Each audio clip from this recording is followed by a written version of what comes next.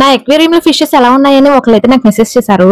మీరు మెసేజ్ చేసినందుకు thank you so much. మీరు అంతలా అడిగితే నేను రిప్లై ఇవ్వకుండా ఉంటానా? రిప్లై ఇవ్వడమే కాదు, మీకైతే వీడియో చేసి చూపిద్దామని చెప్పేసి డైరెక్ట్ గా వీడియోనే చేస్తున్నాను. నేను ఎప్పుడు ఫిషెస్ మీద వీడియో పెట్టినా చాలా మంది మెసేజ్ చేస్తుంటారు. లాస్ట్ టైం అయితే వాటికి ఒక డిసీజ్ వచ్చిందని చెప్పి కూడా పెట్టాను. అప్పుడు కూడా చాలా మంది చాలా సజెషన్స్ అయితే ఇచ్చారు. ఇప్పుడు కూడా మీరు చెప్పినవన్నీ నేనైతే చేశాను చాలా మటుకి. అందుకనే ఫిషెస్ అయితే ఎంత హెల్దీగా ఉన్నాయి. అప్పటి నుంచి ఇప్పటి వరకు అయితే ఎటువంటి డిసీజ్ రాలేదు. అలానే ఒక్క ఫిష్ కూడా చనిపోలేదు. అప్పటి నుంచి అంత బాగున్నాయి అనమాట. నెక్స్ట్ ఇంకొక విషయం, ఫ్యూ డేస్ బ్యాక్ అయితే ఒక 2 ఫిషెస్ అయితే తీసుకొచ్చాము. లయన్ హెడ్ ఫిషెస్ అన్నమాట. అవైతే వేసిన తర్వాత ఇంకా అసలు ఎక్వేరియం కి ఎంత అందం వచ్చిందో. ఇవి 2 ఫీమేల్ ఫిషెస్ అన్నమాట. ఇవైతే మా బాబాయ్ గారు తీసుకొచ్చారు. ఆయనకి ఫిషెస్ గురించి చాలా బాగా తెలుసు.